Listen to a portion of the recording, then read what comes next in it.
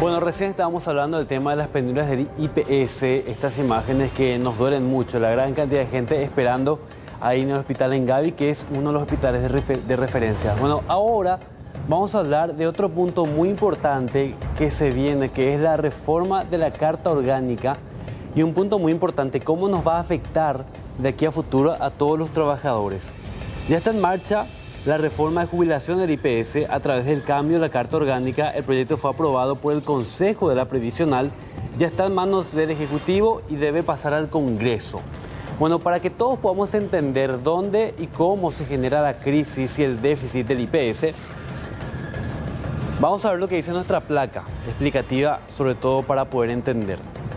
Dice el IPS que actualmente existen 800.000 trabajadores activos que financian a 81.000 jubilados. Lo que aportan los 800.000 son 49 millones de dólares.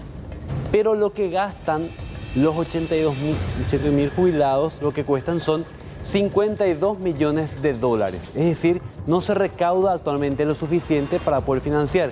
Y ojo que esto va a ir en aumento, obviamente.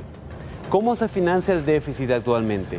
Con la renta de las reservas del IPS, que llegan a cerca de 2.400 millones de dólares actualmente. Una vez que se agoten las rentas de las reservas, se estaría tocando efectivamente la plata de los jubilados. Por eso es que una de las medidas urgentes para solucionar este déficit, esta crisis que existe en la caja del IPS actualmente, es bajar el tiempo de referencia para los nuevos jubilados. Recordemos, actualmente es de 3 años, los 3 últimos años para calcular cuánto va a ser el salario del jubilado. La intención del IPS, que ya fue aprobado por el Consejo, justamente es llevar 10 años como referencia. ¿Y eso por qué? ¿Por qué se ha planteado eso? Primero, a nivel regional, el Paraguay es el único país que tiene un periodo de referencia, y en el IPS en particular, tan corto, solamente 3 años para calcular la jubilación, cuando en promedio los países de la región tienen o 10 años o inclusive 20 años o los 20 mejores años. Entonces nosotros tenemos también que adecuarnos, y por motivos técnicos, actuariales, financieros, es que se establecen esos periodos más extensos.